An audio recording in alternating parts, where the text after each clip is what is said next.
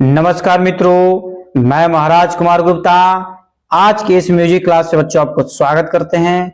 यदि आप टेट 2024 या बीपीएससी टीआरई 3.0 की यदि तैयारी कर रहे हैं मित्रों, तो यह क्लास आपके लिए अति महत्वपूर्ण होने वाला है। अब जो मित्रों जो हम प्रतिदिन क्लास लेंगे चैप्टर वाइज चैप्टर, क्योंकि चैप्टर वाइज चैप्टर यदि आप ऑब्जेक्टिव क्वेश्चन तैयारी कर लेते हैं तो कहीं पर भी आपको किसी भी प्रकार का कोई दिक्कत होने वाला नहीं है। अतः क्लास को आप अंतिम समय तक जरूर ज्वाइन किए हुए रहे बच्चों, और प्रत्येक चैप्टर का आप कोशिश कीजिए कि पीडीएफ जरूर खरीद लें, ताकि आपको तैयारी करना और बेहद हो जाएगा बच्चों। इस चैनल पर प्रतिदिन सुबह 8 बजे और रात्रि 8 बजे बच्चों म्यूजिक के क्लास लिए जाते हैं, अतः क्लास को प्रतिदिन जरूर ज्वाइन करें। मित्रों, बिना समय गवाए हुए आज के प्रथम प्रश्न पर आप केयर कीजिए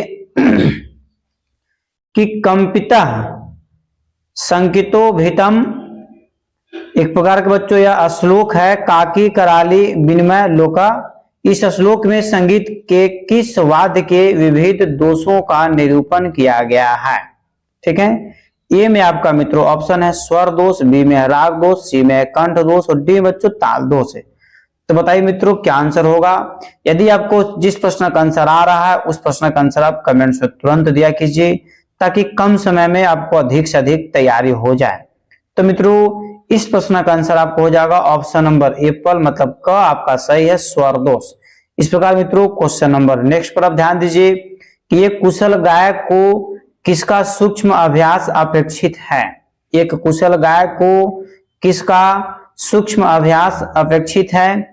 ए में आपका स्वर साधना, बी में है ताल साधना, सी में अंश साधना और डी में बच्चों सौढ़व साधना। तो बताइए मित्रों क्या आंसर होगा कि एक कुशल गायक को किसका सूक्ष्म अभ्यास अपेक्षित है? तो मित्रों इस प्रश्न का आंसर आपको हो जाएगा एप्पल, स्वर साधना। क्या हो जाएगा? स्वर साधना। कहने का मतलब है कि किसी भी एक कुशल गायक यदि बना है तो उसका सबसे पहला राज होता है कि वह स्वर साधना का रियाज बहुत ज्यादा किया है। जब तक वो स्वर साधना नहीं करेगा तब तक उसका आवाज अच्छा नहीं होगा। इस प्रकार मित्रों अगले प्रश्न पर केयर कीजिए। अगला प्रश्न है कि राग विशेष के अंतर्गत स्वर रचित रचना जो मानो मुग्धकारी होती है उसे क्या कहते हैं? ए में आपका है मित्रों ऑप्शन ध्यान दीजिएगा कि सरगम, बी में बंदिश, सी में धुन और डी में आपका गीत है। तो बताइए बच्चों क्या आंसर होगा कि राग विशेष के अंतर्गत स्वर रचित रचनाओं को मनोमुग्धकारी होती है उसे क्या कहते हैं? तो मित्रों इस प्रश्न का आंसर हो जाएगा आपको बंदिश, ऑप्शन नंबर बॉल आपका सही है। कोशिश कीजिए कि सभी प्रश्न का आंसर आप कमेंट्स पर जरूर देते रहें। साहित्य संगीत कला विहीनम साक्षात पशु पुच्छ विषान होना यह कथन किसका है? ठीक है, कहने का मतलब है कि साहित्य और संगीत और कला विहीन व्यक्ति जो है साक्षात जैसे पशु के समान हो जाता है। ठीक है, यह कथन किसका है? ये में आपका भरत साहब का, बी में शुक्राचार्य का, सी में नारद साहब और डी में भर्तृहरि का। तो बच्चों बताइए किसका आंसर क्या होगा, आपके एग्जाम्स के लिए अति महत्वपूर्ण है। तो मित्रों इस प्रश्न का आंसर हो जाएगा ऑप्शन नंबर डी भर्तृहरि। ठीक है, इस प्रकार मित्रों अगले प्रश्न पर आप केयर कीजिए। युगल रूप से गायन अथवा वादन की क्रिया को क्या कहते हैं? युगल रूप से गायन अथवा वादन की क्रिया को क्या कहते हैं? ए में आपका मित्रों ऑप्शन है समूह गान, बी में है जुगलबंदी, सी में है जोड़बंदी और डी में बच्चों कोरस। तो युगल रूप से गायन अथवा वादन की क्रिया को क्या कहते हैं बच्चों? इस प्रश्न का आंसर आप कमेंट्स में लगातार दिया कीजिए। युगल मतलब होता है जोड़ा, जुगलबंदी जोड़ना। युगल मतलब क्या होता है? जोड़ा। तो युगल रूप से गायन अथवा वादन की क्रिया को जुगलबंदी बोला जाता है। ऑप्शन नंबर बॉल आपका क्या है? सही है। समूह गायन मतलब एक ही साथ बहुत सारा व्यक्ति मिलकर गा रहा है, जोड़ी मतलब सिर्फ दो ही व्यक्ति हो, और कोरस मतलब जो गायक के साथ में जो व्यक्ति गाता है रह करके उसको क्या बोलते हैं? कोरस बोला जाता है। अगला प्रश्न मित्रों, सामवेद की ऋतुओं का गायन उदात, अनुदात और स्वरित इन तीनों स्वरों के अंतर्गत होता था। इस गान क्रिया को किससे संबंधित किया गया है? ए में आपका वेद गान, बी में है राग गान, सी में साम गान, डी में बच्चों जाति गान। तो बताइए मित्रों क्या आंसर होगा? फटाफट आप कमेंट्स में आंसर देते रहिए और इस क्लास को अपने स्टडी ग्रुप में जरूर शेयर कर दिया कीजिए, तो मित्रों इस प्रश्न का आंसर आपका हो जाएगा ऑप्शन नंबर सी, सामगान। क्या हो जाएगा? सामगान। ठीक है, अगले प्रश्न पर केयर कीजिएगा कि नहम वसामि वैकुंठे योगिनाम हृदय न च। ठीक है, यह प्रकार का मित्रों आपका श्लोक है। यह श्लोक जैसे संगीत में देवत्व की महत्ता के निमित्त नारद को संबोधित करते हुए कहा गया है। यह किस ग्रंथ से उद्धृत हुआ है? मतलब यह श्लोक जैसे किस ग्रंथ में वर्णित किया गया है? मित्रों ए में आपका संगीत परिजात, बी में चाणक्य नीति, सी में है पद्म पुराण और डी में बच्चों श्रीमद् भगवत गीता। तो मित्रों आपको बताते चले कि हम लोग जो है क्लास कर रहे हैं संगीत का। ठीक है, और आपको इस प्रश्न का आंसर कमेंट्स में तत्काल देना चाहिए। तो इसका आंसर हो जाएगा मित्रों पद्म पुराण का, ऑप्शन नंबर सी आपका सही है। अगला प्रश्न है कि हाथ से ताल देने वाले को क्या कहते हैं? हाथ से ताल देने वाले को क्या कहते हैं? ताले से जय श्री राम बोलो, जय श्री राम नहीं, हाथ से जो व्यक्ति ताल देता है उसको क्या बोला जाता है? प्रहारक, पाणिवादक, ग में है पादक और बच्चों डी में आपका है पादक। ठीक है, तो बताइए मित्रों क्या आंसर होगा कि हाथ से ताल देने वाले को क्या कहते हैं? तो मित्रों को बताते चलें कि हाथ से जो गाना गाते समय ताल देता है उसे पाणिवादक बोला जाता है। ऑप्शन नंबर बॉल आपका सही है। इस प्रकार मित्रों अगले प्रश्न पर केयर कीजिएगा। जो स्वर व राग रचना के साथ साथ पद रचना का भी ज्ञात हो उसे क्या कहते हैं? जो स्वर व राग रचना के साथ साथ पद रचना का भी ज्ञात हो उसे क्या कहते हैं? ए में आपका कथक है, बी में गायक है, सी में वाग्यकर है और डी बच्चों गंधर्व है। इस प्रश्न का आंसर आपको कमेंट्स में आंसर देना अति आवश्यक है कि जो स्वर व राग रचना के साथ साथ पद रचना का भी ज्ञात हो उसे हम लोग बच्चों वाग्यकर कहते हैं। ऑप्शन नंबर सी आपका सही है। अगले प्रश्न पर केयर कीजिएगा कि जो प्राचीन तथा नवीन दोनों प्रकार की संगीत का पूर्ण ज्ञाता हो और गुरु परंपरा से प्राप्त शिक्षा अनुसार स्वर व तालबद्ध चीजों को शुद्ध रूप में प्रस्तुत करता है उसे क्या कहते हैं? ए में आपका गायक है, बी में नायक है, सी में गंधर्व और डी में आपका बच्चों पंडित है। तो बताइए मित्रों क्या आंसर होगा? इस प्रश्न का आंसर आप कमेंट्स में तुरंत दिया कीजिए, क्योंकि सभी प्रश्न का आंसर आप कमेंट्स में देने के लिए कुछ समय आपको छोड़ ही देते हैं। तो इसका आंसर हो जाएगा मित्रों उसको नायक बोलते हैं। ऑप्शन नंबर बॉल आपका सही है। अगले प्रश्न पर केयर कीजिएगा कि 6 स्वर लगने वाले राग की जाति क्या होगी? 6 स्वर लगने वाली राग की जाति क्या होगी? ए में आपका साडव है, बी में आपका ऑडव है, सी में संपूर्ण है और डी में अपूर्ण है। तो मित्रों जिसमें 6 स्वर लगते हैं उसे हम साडव कहते हैं। ए पर आंसर आपका क्या है? सही है। अगले प्रश्न पर केयर कीजिएगा कि साधारण या औसत स्वरों वाले सप्तक को क्या कहते हैं? साधारण या औसत स्वरों वाले सप्तक को क्या कहते हैं? ए में आपका मंद्र सप्तक, बी में मध्य सप्तक, सी में तार सप्तक, डी बच्चों तीव्र सप्तक। तो बताइए बच्चों क्या आंसर होगा कि साधारण या औसत स्वरों वाले सप्तक को क्या कहते हैं? तो मित्रों इस प्रश्न का आंसर आपको हो जाएगा मध्य सप्तक, मतलब ऑप्शन नंबर बॉल आपका सही है। अगला प्रश्न पर केयर कीजिएगा कि साधारण या औसत स्वरों से नीचे के स्वरों वाले सप्तक क्या कहलाते हैं? साधारण या औसत स्वरों से नीचे के स्वरों वाले सप्तक क्या कहलाते हैं? ए में आपका मंद्र सप्तक, बी में मध्य सप्तक, सी में तार सप्तक, डी बच्चों तीव्र सप्तक। तो बताइए मित्रों क्या आंसर होगा? फट सब कमेंट्स में तुरंत आंसर दिया कीजिए। तो इस प्रश्न का आंसर हो जाएगा आपको मंद्र सप्तक। ए पर आंसर आपका सही है। इस प्रकार बच्चों अगले प्रश्न पर केयर कीजिएगा कि निम्नांकित, ध्यान दीजिएगा एक सेकेंड, कि निम्नांकित स्वर व्यवस्था किस क्रम में है? नी, थ, प, म, ग, रे, सा। ए में आपको आरोह है, बी में संचारी है, सी में अवरोह है और डी बच्चों विवादी है। बताइए मित्रों क्या आंसर होगा? यह जो सजाया गया है इसको आरोही है कि संचारी है कि अवरोही है कि विवादी है? अब तुरंत कमेंट से बच्चों आंसर दिया कीजिए। तो जो सजाया नी, थ, प, म, ग, रे, सा इसको बच्चों अवरोही बोलते हैं, नीचे की ओर ढल रहा है इसलिए क्या बोलते हैं? अवरोही। अगला प्रश्न है स्वरों के चढ़ते हुए क्रम को आरोह कहते हैं, तो उतरते हुए क्रम को क्या कहेंगे? यदि बच्चों आप म्यूजिक का शिक्षक बनना चाहते हो, यदि आपको इस प्रश्न का आंसर नहीं याद है तो बहुत दुख की बात है। आपको इस प्रश्न का आंसर याद होना अति आवश्यक है कि स्वरों को चढ़ते हुए क्रम को आरोह तथा उतरते हुए क्रम को क्या बोलेंगे? संचारी, अवरोह, अचल और चल।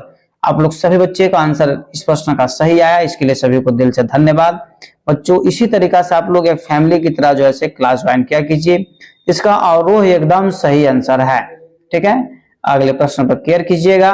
निम्नलिखित में कौन एक संगीत जीवी जाति है? निम्नलिखित में कौन एक संगीत जीवी जाति है? ए में आपका ब्राह्मण, बी में भाट, सी में बहुरूपिया और डी बच्चों मिरासी। तो बताइए मित्रों क्या आंसर होगा कि निम्नलिखित में कौन जो है संजीव जीवी जाति है? ठीक है, संगीत जीवी जाति है। तो मित्रों इस प्रश्न का आंसर हो जाएगा मिरासी। क्या हो जाएगा? मिरासी। कहने के मतलब कि ऑप्शन नंबर डी आपका क्या है? सही है। अगले प्रश्न पर केयर कीजिए बच्चों। गायक जब गले की अपेक्षा नाक से ही स्वर निकालकर गायन क्रिया करता है तब वह कंठ के किस दोष से युक्त माना जाता है? मतलब कहने का मतलब बच्चों कि गायक जब गले की अपेक्षा नाक से ही स्वर निकालना का क्रिया का काम करता है तो उसको हम किस युक्त माना जाता है? ए में तुम्बकी, बी में सानुनासिकी और सी में कंपित और डी बच्चों काकी। तो बताइए मित्रों क्या आंसर होगा? इस प्रश्न का आंसर हो जाएगा सानुनासिक, मतलब ऑप्शन नंबर बॉल आपका सही है। अगले प्रश्न पर केयर कीजिए मित्रों। संगीत के किस उस्ताद ने यह कहा कि मैं कलाकार नहीं हूं, मैं संगीत भिक्षुक हूं, मेरी जाति संगीत है और कर्म भी संगीत है? कितना अच्छा स्टेटमेंट दिया हुआ है। यदि इस स्टेटमेंट को जितना भी सराहना किया जाए उतना कम पड़ जाएगा। कि संगीत के किस विद्वान, ठीक है, उस्ताद ने यह कहा कि मैं कलाकार नहीं हूं, मैं संगीत के भिक्षुक हूं, मेरी जाति संगीत है और कर्म भी संगीत है? ए में आपका पंडित ओमकार नाथ, बी में अलाउद्दीन खां, सी में पंडित रविशंकर, डी बच्चों बेगम अख्तर। तो मित्रों इस प्रश्न का आंसर आपको कमेंट्स में देना अति आवश्यक है क्योंकि यह प्रश्न आने की संभावना बहुत ज्यादा है एग्जाम में आपको। तो इसका आंसर हो जाएगा मित्रों उस्ताद अलाउद्दीन खां। ऑप्शन नंबर बॉल आपका क्या है? सही है। इस प्रकार मित्रों हम लोग क्वेश्चन नंबर 20 की ओर चलेंगे। सुख दुख की प्रयोगशाला में संगीत यंत्र द्वारा जब आत्मा को उपचार रूप में पा लिया जाता है तब परम आनंद की स्थिति स्वयं आ जाती है। यह किसकी कथन है? रविन्द्रनाथ टैगोर का, नारद साहब का, दामोदर पंडित का या फिर अहोबल साहब का? बहुत ही बेहद महत्वपूर्ण प्रश्न है। इतना आपको जरूर बोलेंगे कि इस प्रश्न का आंसर वही है जो आपको हम बहुत पहले बता चुके हैं कि भारत के पहले से व्यक्ति जिनको जैसे नोबेल प्राइज मिल चुका है, नोबेल प्राइज पाने वाले प्रथम व्यक्ति जो थे वही इस कथन को बोले थे। इतना आपको हिंट देने से आपको कमेंट्स में तुरंत आंसर दे देना चाहिए था कि इसका आंसर होगा रविन्द्रनाथ टैगोर साहब एप्पल। ठीक है, इस प्रकार बच्चों अगले प्रश्न पर केयर कीजिए। गायन या वादन के क्रमशः गीत तथा गत की रचना के प्रथम चरण या भाग क्या कहते हैं? ठीक है, ए में आपका गति, बी में पलटा, सी में अंतरा और डी बच्चों अस्थाई है। तो बताइए मित्रों क्या आंसर होगा? गायन या वादन के क्रमशः गीत तथा गत की रचना प्रथम चरण या भाग को क्या कहते हैं? तो मित्रों इस प्रश्न का आंसर आपको हो जाएगा उसको अस्थाई बोलते हैं। ऑप्शन नंबर डी आपका सही है। अगले प्रश्न पर केयर कीजिएगा कि स्वर वर्ण का वह सुसज्जित समूह जो हमारे मन को किसी न किसी रूप में आनंद तथा रंजकर्ता प्रदान करता है क्या है? ए में आपका थाट है, बी में राग है, सी में तान है, डी बच्चों गान है। बताइए मित्रों क्या आंसर होगा? सभी प्रश्न का आंसर आप कमेंट्स में लगातार दिया कीजिए और इसे अपने स्टडी ग्रुप में जरूर शेयर कर दिया कीजिए। तो मित्रों इस प्रश्न का आंसर आपका हो जाएगा राग है। क्या है? राग। ठीक है, आपको आंसर जो है बहुत इजी तरीका से इसको आप दे सकते थे कि स्वर वर्णों का वह सुसज्जित समूह जो हमारे मन को किसी न किसी रूप में आनंद व रंजकर्ता प्रदान करता, उसको क्या बोलते हैं? राग बोलते हैं। ठीक है, राग के माध्यम से ही गाना सुनने के बाद हमको आनंद की अनुभूति होती है। अगला प्रश्न है सप्तक के कुल कितने प्रकार होते हैं? इस प्रश्न का आंसर आपको कमेंट्स में देना अति आवश्यक है कि सप्तक के कुल कितने प्रकार होते हैं और आप कोशिश कीजिए कि कमेंट्स में भी तीनों प्रकार का नाम लिख दें। ए में आपका 1, 2, 3, 4। तो मित्रों इस प्रश्न का आंसर सप्तक के कुल जैसे 3 प्रकार हैं। सप्तक कुल कितने प्रकार हैं? 3 प्रकार है, तार सप्तक, मध्य सप्तक और मंद्र सप्तक। ठीक है, इस प्रकार अगले प्रश्न पर केयर कीजिए। 7 स्वरों अर्थात सा रे ग म प ध नि के समूह को क्या कहते हैं? ए में आपका अलंकार है, बी में सप्तक है, सी में पलटा और डी बच्चों स्वर है। फट सब कमेंट से मित्रों आंसर तुरंत दिया कीजिए कि 7 स्वरों अर्थात सा रे ग म प ध नि के समूह को क्या कहते हैं। तो मित्रों इस प्रश्न का आंसर हो जाएगा सप्तक बोलते हैं। ऑप्शन नंबर बॉल आपका सही है। ठीक है मित्रों, इस प्रकार अगले प्रश्न पर केयर कीजिएगा। ये एक सप्तक के अंतर्गत श्रुतियों की संख्या कितनी होती है। यदि आप म्यूजिक से शिक्षक बनना चाहते हैं, स्टेट क्वालिफाई करना चाहते हैं, बीपीएससी म्यूजिक शिक्षक बनना चाहते हैं, तो मित्रों इस प्रश्न का आंसर आपको देना अति आवश्यक है कि एक सप्तक के अंतर्गत श्रुतियों की कुल संख्या कितनी मानी जाती है। तो मित्रों जैसे कुल श्रुतियों की संख्या एक सप्तक में कितना है, 22 है। ऑप्शन नंबर सी आपका 100% सत्य है। इस प्रकार मित्रों हम लोग अगले प्रश्न पर केयर करेंगे। प्रश्न है कि संगीत में अभ्यास शब्द के समानार्थक उर्दू का प्रचलित शब्द क्या है। ए में आपका नियाज है, बी में ख्याल है, सी में रियाज है, डी बच्चों अंदाज है। तो बताइए मित्रों क्या आंसर होगा कि संगीत में अभ्यास शब्द के सार्थक उर्दू का प्रचलित शब्द क्या है। तो मित्रों इसका आंसर हो जाएगा रियाज। ऑप्शन नंबर सी आपका क्या है, सही है। इस प्रकार मित्रों अगले प्रश्न पर बारीकी से केयर कीजिएगा। अगला प्रश्न है कि 7 स्वरों के नियमित व्यवस्था क्रम को क्या कहते हैं। 7 स्वरों के नियमित व्यवस्था क्रम को क्या कहते हैं। ए में आपका पंचक है, बी में अष्टक है, सी में सप्तक और डी में दशक है।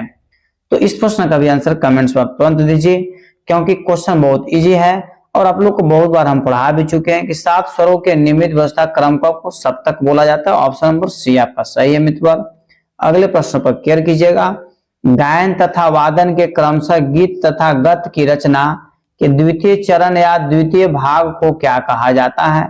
ए में आपका स्थायी है, बी में अंतरा, सी में संचारी, डी बच्चों अभोगी।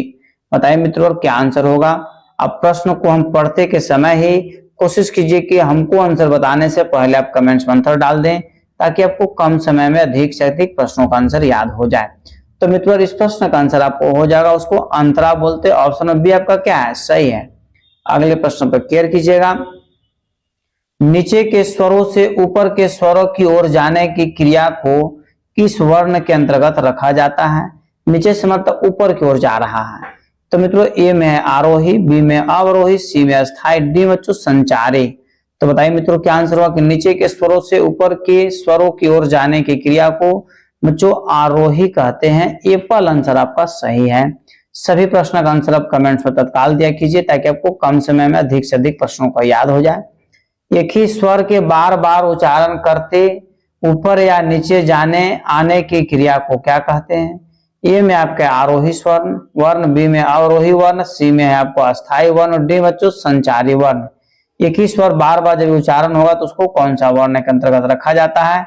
तो मित्रों इस प्रश्न का आंसर हो जाएगा, उसको अस्थायी वर्ण बोला जाता है। ऑप्शन नंबर सी आपका क्या है, सही है। ठीक है, इस प्रकार मित्रों नेक्स्ट प्रश्न पर बारीकी से केयर कीजिए और क्लास को अंतिम समय तक आप जरूर ज्वाइन किए हुए रहिए। यदि मित्रों आप इस चैनल पर पहली बार विजिट कर रहे हैं तो चैनल को मित्रों सब्सक्राइब कर ले मित्रों, ताकि जिस भी प्रकार का हम वीडियो अपलोड करें आपके पास नोटिफिकेशन तुरंत चला जाए और क्लास का फायदा आप तुरंत उठा सकते हैं। प्रश्न मित्रों, उत्तर भारतीय मतलब हिंदुस्तानी संगीत पद्धति में कितने थाटों का निरूपण किया गया है। ए में आपका है मित्रों 12 होगा, ठीक है, गलत लिखा गया 12, बी में 16, सी में 32 और डी बच्चों 10। तो उत्तर भारतीय संगीत में कुल थाटों की संख्या जो बताया गया है 10 बताया गया है, और दक्षिण भारतीय संगीत में कुल थाटों की संख्या कितना बताया गया, 19 बताया गया। इस प्रकार इसका आंसर क्या है, ऑप्शन नंबर डी आपका मित्रों सही है। इस प्रकार मित्रों अगले प्रश्न पर केयर कीजिएगा। इस प्रकार मित्रों अगला प्रश्न आपका है, केयर कीजिएगा बारीकी से कि षड्ज स और पंचम म स्वर जब अपने निश्चित स्थान से ऊपर या नीचे नहीं खिसकते, अर्थात इनका कोई विकृति स्वर नहीं होता, तो इससे स्वर के किस प्रकार से संबंधित किया जाता है। ए में आपका चल स्वर, बी में अचल स्वर और सी में आपका विकृति स्वर और डी में बच्चों तीव्र स्वर। तो बताइए बच्चों क्या आंसर होगा। षड्ज स और पंचम म स्वर जब अपने निश्चित स्थान से ऊपर या नीचे नहीं खिसकते हैं, इसको बच्चों क्या बोला जाता है। आपको कमेंट्स में तत्काल आंसर देना चाहिए, क्योंकि यह प्रश्न आपके एग्जाम्स के लिए अति महत्वपूर्ण है। तो मित्रों इस प्रश्न का आंसर हो जाएगा, केयर कीजिएगा कि ऑप्शन नंबर बी, उसको अचल स्वर बोलते हैं। मतलब जो अपने स्थान से नहीं खिसकता उसको क्या बोलते हैं, अचल स्वर बोला जाता है। मित्रों जब सातों स्वर अपने निश्चित श्रुतियों पर स्थित रहते हैं तब उन्हें क्या कहते हैं। ए में आपका विकृति स्वर, बी में आपका शुद्ध अथवा प्राकृतिक स्वर, सी में अचल स्वर और डी बच्चों तीव्र स्वर। बताइए मित्रों क्या आंसर होगा, क्योंकि सभी प्रश्न आपके एग्जाम्स के लिए अति महत्वपूर्ण है और सभी प्रश्न का आंसर आपको कमेंट्स में देना अति आवश्यक है। तो मित्रों इस प्रश्न का आंसर आपका हो जाएगा। तो मित्रों इसका आंसर जो है आपका केयर कीजिएगा, इसका आंसर हो जाएगा शुद्ध अथवा प्राकृतिक स्वर। ऑप्शन नंबर बी आपका क्या है, सही है। ठीक है, आप फटाफट मित्रों कमेंट्स में आंसर दिया कीजिए। अगला प्रश्न है कि स्वरों के श्रृंखलाबद्ध या क्रमबद्ध चलन को संगीत की भाषा में क्या कहा जाता है। ए में आपका अभ्यास है, बी में अलंकार है, सी में सरगम है, डी बच्चों साधना है। तो बताइए मित्रों क्या आंसर होगा कि स्वरों के श्रृंखलाबद्ध या क्रमबद्ध चलन को संगीत की भाषा में क्या कहा जाता है। तो मित्रों इस प्रश्न का आंसर आपका हो जाएगा, उसको अलंकार बोलते हैं। ऑप्शन नंबर बॉल आपका सही है मित्रों। अगले प्रश्न पर केयर कीजिएगा। श्रुति के वे अंश जिनकी संख्या 7 है, जो स्वयं शोभित है और कर्णप्रिय है, मधुर्यपूर्ण तथा राग का संगीतक आधार है, क्या है। ए में आपका नाद है, बी में राग है, सी में ध्वनि और डी बच्चों स्वर है। मतलब संगीत के लिए मुख्य रूप से आधार माना गया है नाद को, राग को, ध्वनि को या स्वर को। बताइए मित्रों क्या आंसर होगा, फट से आप कमेंट्स पर तत्काल आंसर दिया कीजिए ताकि सभी प्रश्न आपको जैसे एग्जाम्स के लिए याद हो जाए। तो इसका आंसर हो जाएगा मित्रों, केयर कीजिएगा कि स्वर। क्या हो जाएगा, स्वर। मतलब ऑप्शन नंबर डी आपका सही है। अगले प्रश्न पर केयर कीजिएगा। संगीत उपयोगी ध्वनि का स्थूल रूप नाद है, तो नाद का सूक्ष्म अंश क्या है। नाद का सूक्ष्म अंश क्या है मित्रों। ए में जो आपका ऑप्शन है स्वर है, बी में राग है, सी में श्रुति और डी बच्चों ध्वनि है। तो मित्रों आपको बताते चले कि नाद की जो है सूक्ष्म ध्वनि को श्रुति कहते हैं। क्या कहते हैं, श्रुति। ऑप्शन नंबर सी आपका सही है। अगले प्रश्न पर केयर कीजिएगा कि गायन वादन में स्वर का वह सूक्ष्म भाग जिसे सुनकर एक दूसरे को अलग अलग स्पष्ट रूप से पहचाना जा सके, क्या कहते हैं। ए में आपका श्रुति है, बी में स्वर है, सी में नाद है, डी बच्चों ध्वनि है। तो बताइए मित्रों क्या आंसर होगा कि गायन वादन में स्वर का वह सूक्ष्म भाग जिसे सुनकर एक दूसरे को अलग अलग स्पष्ट रूप से पहचाना जा सके, उसे मित्रों जो हम बोलते हैं, केयर कीजिएगा, उसे श्रुति कहते हैं। एप्पल आंसर आपका क्या है, सत्य है। अगले प्रश्न पर केयर कीजिएगा। नाद के कुल कितने प्रकार है। यदि आप इस प्रश्न का आंसर नहीं देते हैं तो बहुत ही दुख होगा हमको। इसी तरीके से वाह फटाफट अंदर के घोड़ा की तरह एकदम आंसर आ रहा है, एकदम इतना रनिंग से आप लोग एकदम दे रहे हैं टपटप आंसर कि मतलब लग रहा है कि हमको देख करके अंदर से मन जो है एकदम प्रफुल्लित हो उठा। नाद के कुल कितने प्रकार हैं, बहुत अच्छा। तो इसका आंसर 2 एकदम सही है। पहला को बोलते हैं आहत नाद और दूसरा को बोलते हैं अनाहत नाद। ठीक है, अगला प्रश्न बच्चों केयर कीजिएगा कि दक्षिण भारतीय संगीत पद्धति भारतवर्ष के किस क्षेत्र में प्रचलित है। ए में आपका दक्षिणी क्षेत्र, बी में पूर्वी क्षेत्र, सी में बच्चों आपका पश्चिमी क्षेत्र और डी में आपका उत्तरी क्षेत्र। इस प्रश्न का आंसर भी आपको कमेंट में तुरंत देना चाहिए कि दक्षिण भारतीय संगीत पद्धति भारतवर्ष के किस क्षेत्र में प्रचलित है। तो दक्षिणी क्षेत्र अर्थात कर्नाटक संगीत पद्धति के नाम से भी इसको जाना जाता है। इस प्रकार मित्रों अगले प्रश्न पर केयर कीजिएगा कि सामान्य स्थिति में 2 वस्तुओं के स्पर्शघात से उत्पन्न वह नाद जिसे हम स्थूल कानों से सुनते हैं, कौन सा नाद है। ए में आपका मित्रों अनाहत नाद है, बी में आहत नाद है, सी में श्रुति नाद है और डी बच्चों अश्रुति नाद है। तो मित्रों अभी हम तुरंत आपको बता दें कि नाद 2 प्रकार के होबे करता है, जो कि आहत नाद और अनाहत नाद, यही दोनों में से कोई एक आंसर आपका सही है। तो मित्रों इसका आंसर हो जाएगा आहत नाद, जिसको हमारा कान स्थूल रूप से सुन सकता है उसको क्या बोलते हैं, आहत नाद बोलते हैं। ऑप्शन नंबर बी आपका क्या है, सही है। इस प्रकार मित्रों अगले प्रश्न पर केयर कीजिएगा। अगला प्रश्न मित्रों कि अध्यात्म साधना के क्रम में ध्यान एवं समाधि की अवस्था में श्रवणीयता के परे अनुभूति जन्य नाद को क्या कहते हैं। ए में आपका आहत नाद है, बी में श्रुति है, सी बच्चों अगोचर नाद है, डी में आपको अनाहत नाद है। मित्रों इस प्रश्न का आंसर भी आपको याद होना चाहिए कि अध्यात्म साधना के क्रम में ध्यान एवं समाधि की अवस्था में श्रवणीयता के रूप में अनुभूति जन्य नाद को क्या कहते हैं। मित्रों इस प्रश्न का आंसर आपको कमेंट्स में तुरंत आंसर देना चाहिए, क्योंकि यह प्रश्न आपके एग्जाम्स के लिए बहुत ही महत्वपूर्ण प्रश्न है। तो मित्रों इस प्रश्न का रियल जो आंसर होना चाहिए ध्यान दीजिएगा कि अनुभूति जन्य, मतलब कहने का मतलब है कि इसका अनाहत नाद आंसर होगा। ठीक है, अनुभूति कहने का मतलब है कि पूर्ण रूप से, मतलब हमारा कान को प्यारा नहीं लगता हो। ठीक है, अगला प्रश्न है, ऊपर के स्वरों से नीचे के स्वरों की ओर उतरने को कौन सा वर्ण कहते हैं? इस प्रश्न का आंसर आपको कमेंट में तुरंत आंसर देना चाहिए। ए में आपका अस्थाई, बी में संचारी, सी में आरोही और डी बच्चों आरोही। तो बताइए मित्रों क्या आंसर होगा? ऊपर के स्वरों से नीचे के स्वरों की ओर उतरने को कौन सा वर्ण कहते हैं? तो मित्रों इस प्रश्न का आंसर आपको हो जाएगा, उसको अवरोही कहते हैं, और जो नीचे से ऊपर की ओर जाएगा उसको अवरोही कहेंगे। अगला प्रश्न है कि अस्थाई, आरोही, अवरोही एवं संचारी किसके प्रकार हैं जिसका संबंध गायन वादन के क्रम में विभिन्न क्रियाओं से है? ए में आपका जातीय, बी में वर्ण, सी में राग, सी बच्चों थाट है। तो बताइए मित्रों ये सब क्या है? अस्थाई, आरोही, अवरोही एवं संचारी, इस वजह से गायन वादन जो है किसके क्षेत्र में रखा गया है? तो मित्रों इस प्रश्न का आंसर आपको हो जाएगा, इसको वर्ण बोलते हैं। चारों क्या है? वर्ण है। ठीक है, ऑप्शन नंबर बी क्या है सही? अस्थाई क्या है तो वर्ण है, आरोही क्या है तो वर्ण है, अवरोही क्या है तो वर्ण है, संचारी क्या है तो वर्ण है। इस प्रकार मित्रों अगले प्रश्न पर केयर कीजिएगा कि आरोह अवरोह की दृष्टि से ऑडो, साडो और संपूर्ण एक दूसरे से मिलकर कितनी उपजातियों का सृजन करते हैं?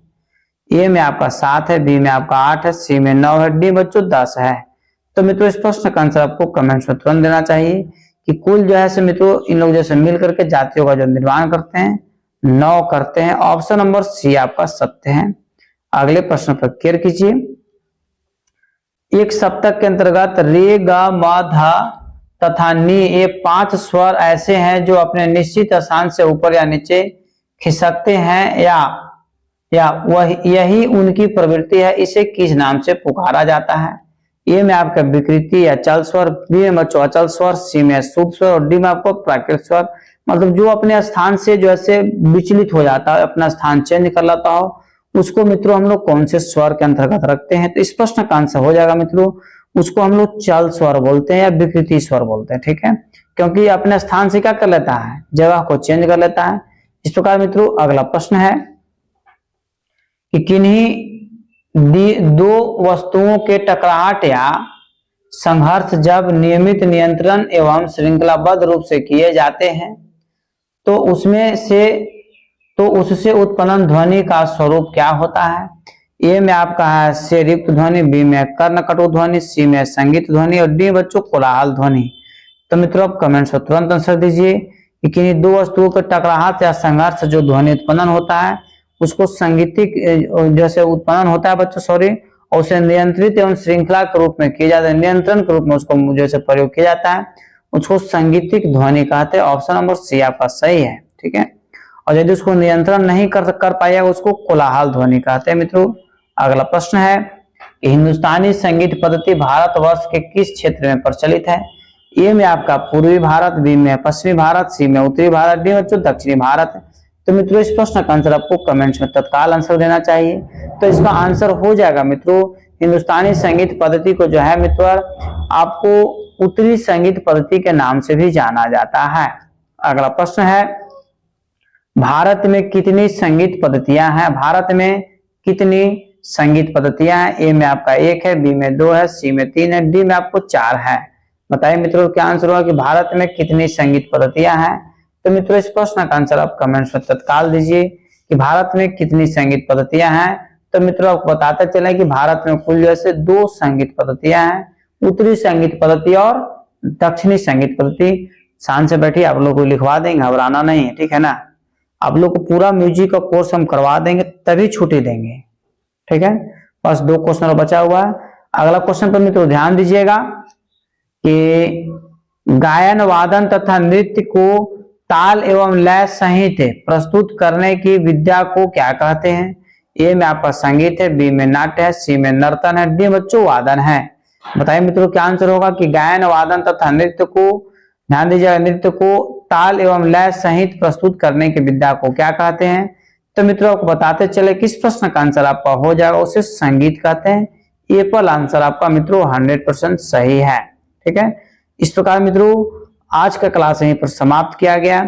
यदि मित्रों आप चैनल पर पहली बार विजिट कर रहे हैं तो चैनल को अभी आप तुरंत सब्सक्राइब कर लीजिए और लाइक बच्चों इस क्लास को, इस वीडियो को जरूर करें, अपने स्टडी ग्रुप में शेयर कर दिया कीजिए बच्चों। इतने सारे बच्चे एक साथ मिलकर के कमेंट्स में आप लोग आंसर देते हैं, इसके लिए सभी को दिल से धन्यवाद बच्चों। पेड फॉर पीडीएफ कोर्स चल रहा है, आप इस नंबर से आप हमसे कांटेक्ट कीजिए, चाहे स्टेट की तैयारी कर रहे हो, बीपीएससी की तैयारी कर रहे हो, डीएसएसबी का या सीटेट का या नेट का या केवीएस का या ईएमआरएस का, मतलब कहने का मतलब किसी भी प्रकार का यदि आप म्यूजिक का तैयारी कर रहे हैं तो यह क्लास आपके लिए बहुत हेल्पफुल होने वाला है। तब तक के लिए आप स्वस्थ रहिए, मस्त रहिए। एक बार प्रेम से बोलिए भारत माता की जय।